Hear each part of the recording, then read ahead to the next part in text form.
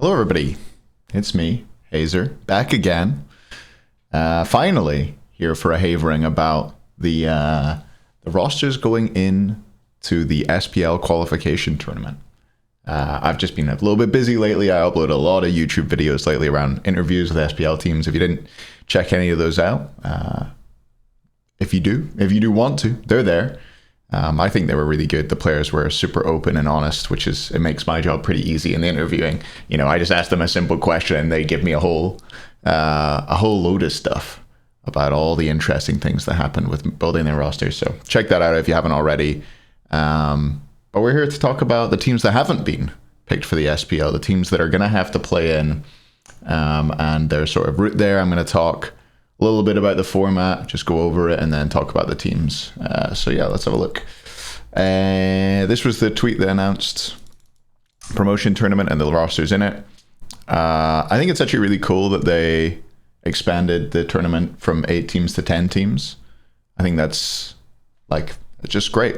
I love to see that they were like, hey, we could afford it, maybe because more of the teams were North America based or something. They have to fly people out less far. It's less expensive.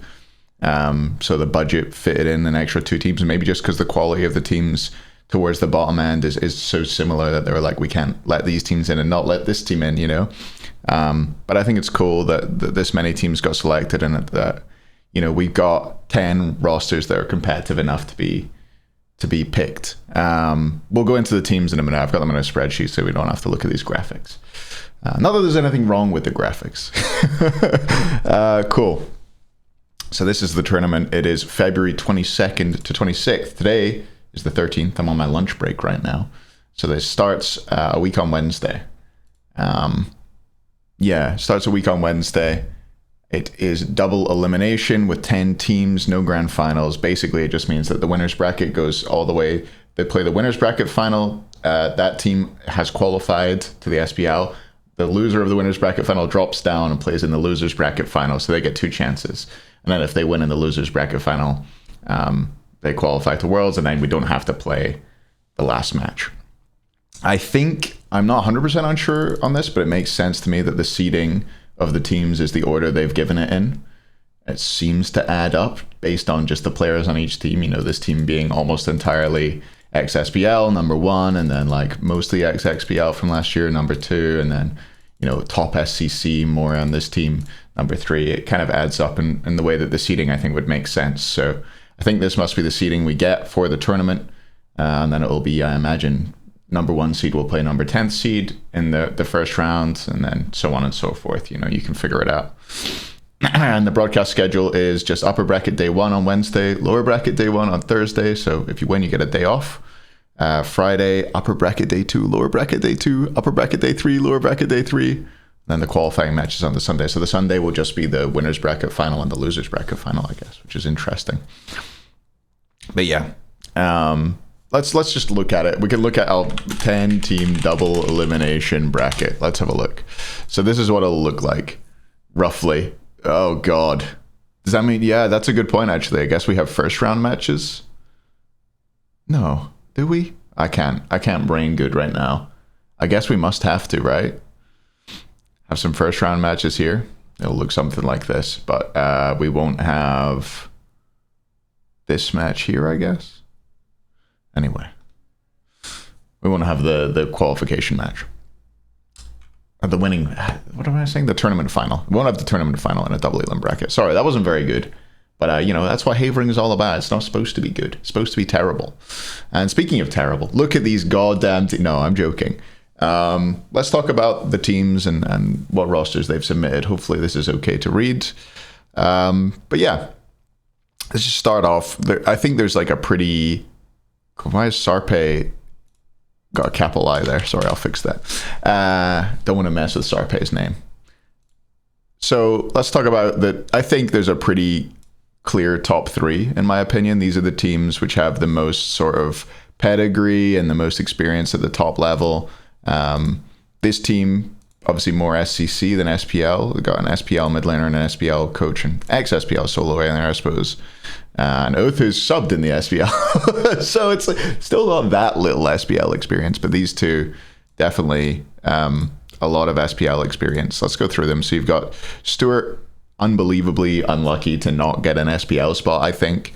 He had an incredible Worlds. I think he was one of the best players on his team at SWC, and considering the quality of that Titans team he was playing on, I think he's been so unlucky to end up in a situation where he's not ended up straight into the SPL and he has to play his way in.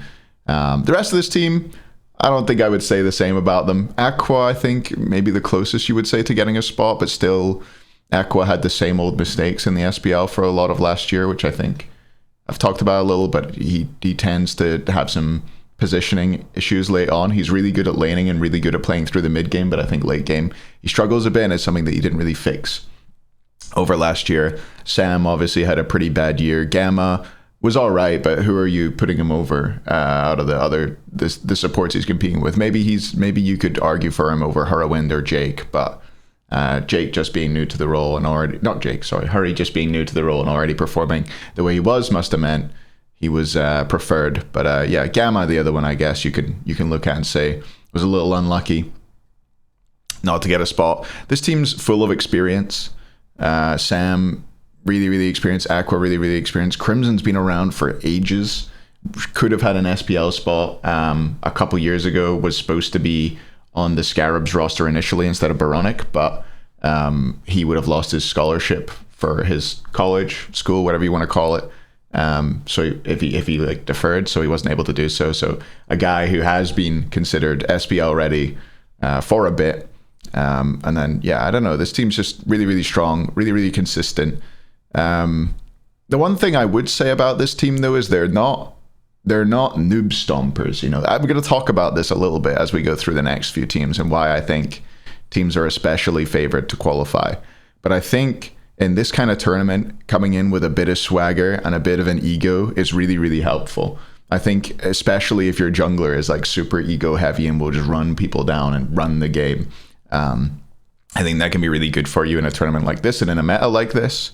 So yeah, we'll have to see. I think this team has to kind of like get on there. We are better than you and we know it.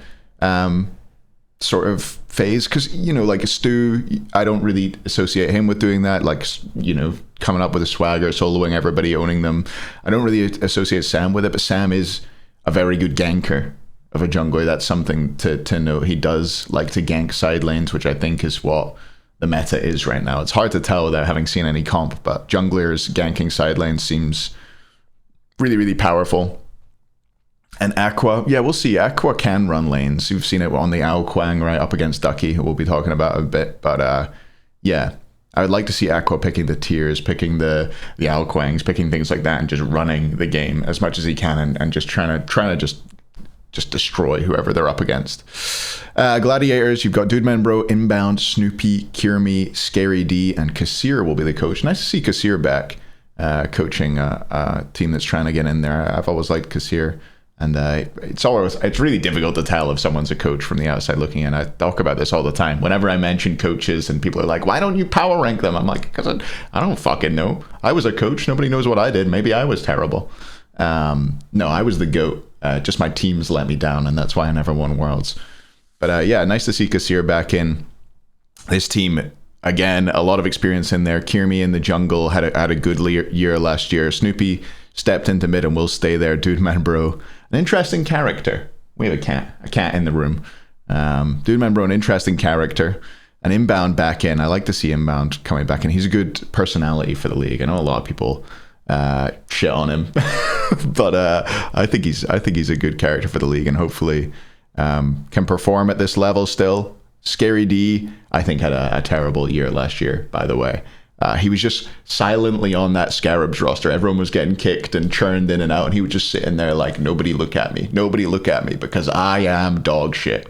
No offense, Scary, but I think just really didn't perform last year to the level that you would expect from a two-time world champion. Maybe the motivation will come back this year. I saw him tweeting and stuff like that, so I'd like to see him come in and perform at the top level that we know he can. And then the third team from the top three, as I'm dubbing it, Coast, Quig, Benny Q, Oath, Ducky, and Al Chuckles. And this is actually my favorite team to qualify. I don't think most people have them as number one. I think most people have the Wargs and then Wargs as their like number one team, and then either the Glads or the Hounds qualifying out. I think what the Hounds do have is that ego, that swagger that I want to see. Like Coast will solo people, will own people. Whether it's a meta that suits him, I'm not sure. I think it's going to be largely magical ADCs we'll be seeing. I think Freya will be top pick, if not banned a lot of the time. And then Oloran and Sol will come in after that. I just think that magical ADC IMs are just a little better than physical ones at the moment. Physical's not looking all that good, but maybe I'll be wrong. We'll see. Quig has a strange kind of support. I was quite critical of how he played in the Worlds qualifiers, honestly. I think he made a lot of pretty big mistakes for the Hounds team then.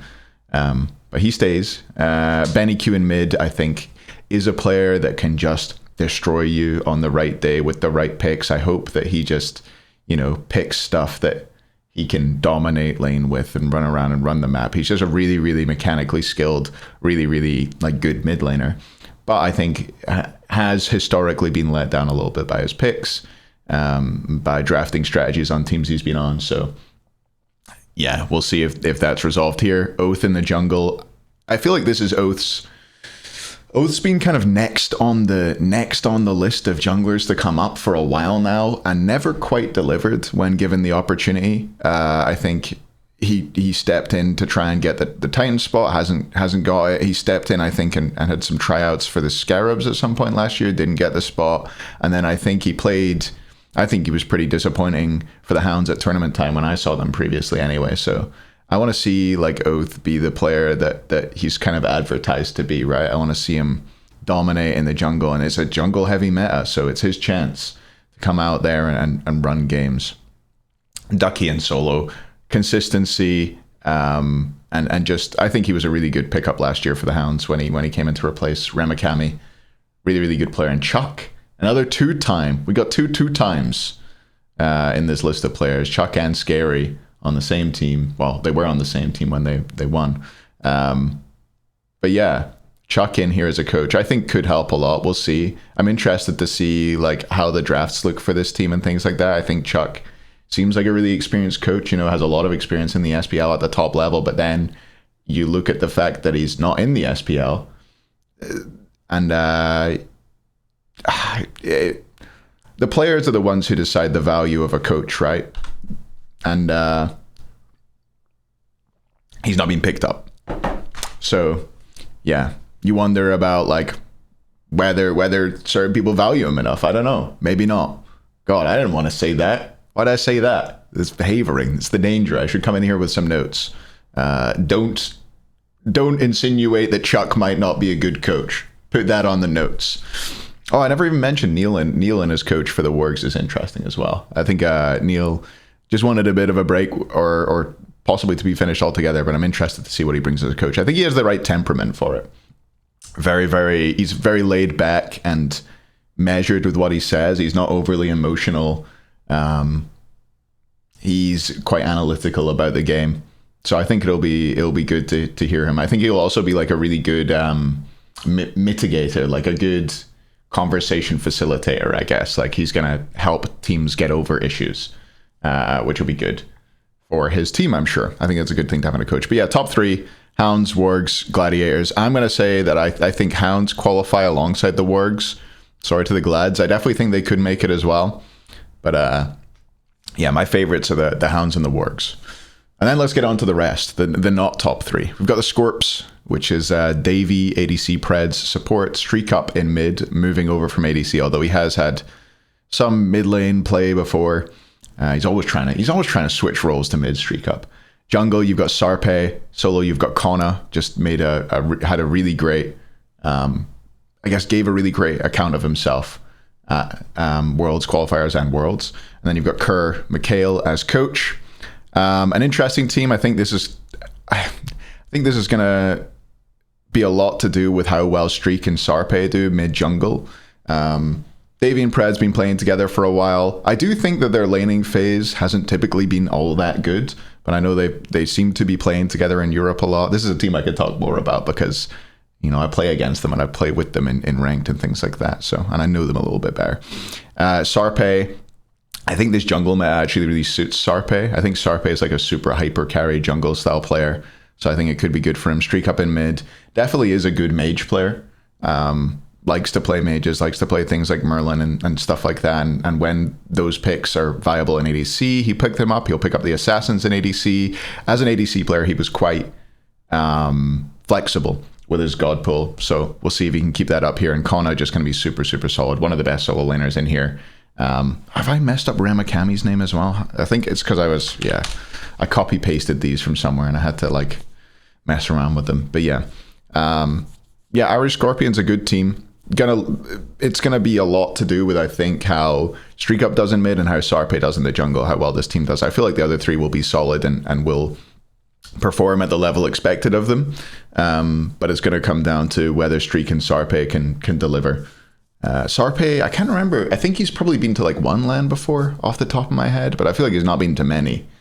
I know he was at Worlds as a coach, but will be super interesting to see how he performs. He's sort of an up and comer in the European jungle scene. Highly rated, but competing against Johnny's difficult. Means you're forced to learn. That's for sure. Sages, Wowie, the other Valks player, dropping all the way down to this team. I feel like he's gotten a little bit of the short end of the stick here. Wowie, Privative, Jangaroo, Short Fuse, Ramakami, and Teepers. I don't know. I don't have a whole lot of faith in this roster, to be honest with you. Ramakami, I think, was not great last year on the Hounds when he was playing with them.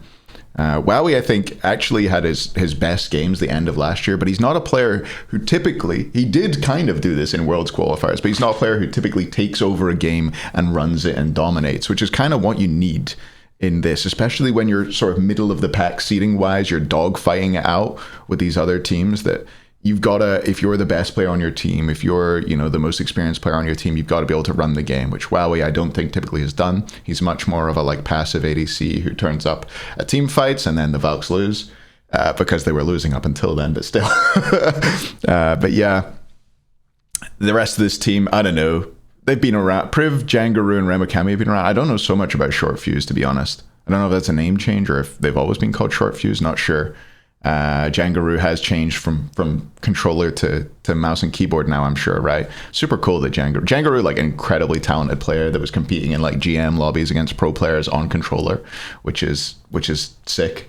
It's just really impressive. But I think has switched over now. So we don't have any more. I don't think we have any controller representatives in this tournament, sadly. But yeah, Jangaroo was definitely like a great example of why crossplay rank should have been a thing and why it is a thing now, which is awesome. But yeah, I don't know. Not too much to say on this team. Titans, we've got Zen, Dashboard, Nehu, Dame, Delny, and Tom. This is a team I'm much more excited about than the Sages, to be honest. Zen's another one, kind of like Oath, where you hear a lot about him and how he's really good and how he's going to be next up and things like that. And I've just never seen it in comp. Streams a lot, definitely a good mechanical player, but I feel like rarely have I watched a comp game with Zen in it and been like, wow, Zen's running this game. He's crushing it. He's owning. Dashboard, another guy who grinds the game, streams. I actually really rate Nehu in mid. I think Nehu's a really good mid laner. Yeah, that's all I got. I think Nehu might be the best player on this team. Dame in the jungle has been performing well. I think Dame's one who's like overperformed at events he's been at, for my money. And Delny's kind of similar. Delny seems to plays Bellona nonstop, right? But Delny's super, super solid. I really like. I like this team a lot. I think they're a team that maybe has the most room for some upsets in this tournament. Provided that like Zen's playing really well, I think the rest of this team will perform. And Dame as well. I feel like Dame could be hot and cold, but I think he shows up when he needs to. Doesn't seem to feel nerves. He's got that swagger. He's got that ego, which I value. And speaking of a team with swagger and ego, Cowlin Wardens, Tuba, Oceans, Joshi, Elion, Slash, and Magic Feet as the coach. No Twitter. Giga Chad. Yeah, I don't like this team that much. I think every time I've seen Oceans play support, I'm like, God damn it, what are you doing, man? What are you doing? Why are you picking Gilgamesh? Why have you died on the first wave? What's going on? But maybe it's his meta. I don't know. Tuba, I don't know. I think he's okay in ADC. Joshi, I think, is a good mid laner. Elion, I think, could do really well in this meta. It's a jungle meta where hyper carries do well and he can run the game. He loves to run the game. He loves to make strong calls and have his team follow him. And Slash in solo, I think it's pretty solid solo laner. But yeah, I think this team's okay. I think this team's about where they are on the rankings, right? I would be interested to see, will we see that? No, we'll see Scorpions. Is it Scorpions versus this team? Yes, Scorpions versus this team, probably. I would have been really interested to see Wardens versus Sages. But Wardens versus Scorpions could be interesting too. I think that could be a good matchup. We'll see. Valkyries. Warchi, Rotwin, the Ray Shadow, Worst Turtle, Nil, Senor Choca as the coach. The return of the king of Spain, Warchi. We love to see it. This team is the worst team in the tournament, in my opinion. Warchi, Ray Shadow, and Worst Turtle, I don't think have been playing all that much comp lately. Warchi, obviously, incredibly experienced player, great player individually, but I just wonder about whether this team's had the practice and things like that to go and compete at this level. We'll see. Rotwin, a really good support. Ray Shadow is a mid laner. I think he's like all right. I don't think he's the best in mid, to be honest. I think he's decent, but he hasn't really had that much of a chance to play in the SCC, even from what I remember. Worst Turtle, I think, hasn't played comp in a bit. Definitely was a good jungler and up and comer for a while. But I don't remember the last comp team he was on off the top of my head. I feel like he was teaming with Spud for a while. Spudio, that is. But I don't remember. I feel like he didn't end up finishing the whatever season that was. And then Neil in solo. Neil's been around for a bit. I actually think Neil's a good player. Probably Neil and Rotwin are probably the currently the best players on this team. We'll see how they do. I think Neil's a good player in solo, though. I hope I'm saying Neil's name right. I'm going to keep saying it, though, over and over. And I know nothing about Senor Choca. I know nothing about most of these coaches, for the record. Yeah. Well, I guess I know things about them. I don't know anything about their coaching. Yomi, Tanuki, Shinigami, Promise, Spreen, Grave, and Rundas. Don't know, like, I obviously know these players, but I don't know too much about their comp playstyle, to be honest. Like, I've seen Shinigami, otherwise known as Pringles, right? Play ADC for a while. I've seen a bit of Spreen in mid. I don't think I've seen much of Promise support. Grave, I've mostly seen in ranked. Like, you see him in a lot of the ranked queues, like Nika's in and stuff like that. Seems like a good player. And Rundas, I recognize the name Rundas, but I can't ever remember watching them play. So I don't have a whole lot to say on Yomi Tanuki. So I won't say anything. I'm not just going to make shit up. Or will I? Was this team really is going to rely on Spreen getting some of his signature picks like Yanis to really get this one going? There you go. Shibalba Storm, Mando Warrior ADC, not solo. Dingodile support, Vi in mid, I think used to be called Globe. Valo in jungle. Malachi in solo, and Gaije the cat in support. I always thought Mando was a really good solo laner, and I've never really seen him play that well in ADC. Maybe I just haven't watched enough of him. Dingodile did get a chance to play SPL at one point, subbed in support, I think was it for the Bolts or someone like that? I remember, or maybe it was I think it was a team with Lespra on it. Off the top of my head, it might have been a while ago. Vi in mid, Valo in jungle. Don't know a whole lot about them. Malachi in solo. Was Malachi the one who went Shifter Shield Amaterasu instead of Berserkers? I seem to remember that happening, and Malachi having an awful event the last time I watched Malachi, I think. And Gaije coach, we love Gaije. He dressed up as a cat once. It was great. But yeah, not too much to add on this team. Probably bottom for a reason, although I think they could well be better than the Fox. I'm sorry to all the Warchi fans out there. I'm a Warchi fan too, but I don't think this team's very good. Anyway, that's it. I think that's all I had to say. How long did I... Oh god, 24 minutes. I'm sorry. I hope you enjoy the video. I'm getting out of here. I got to get back to work soon. And I'll see you all next time. Bye. Love you.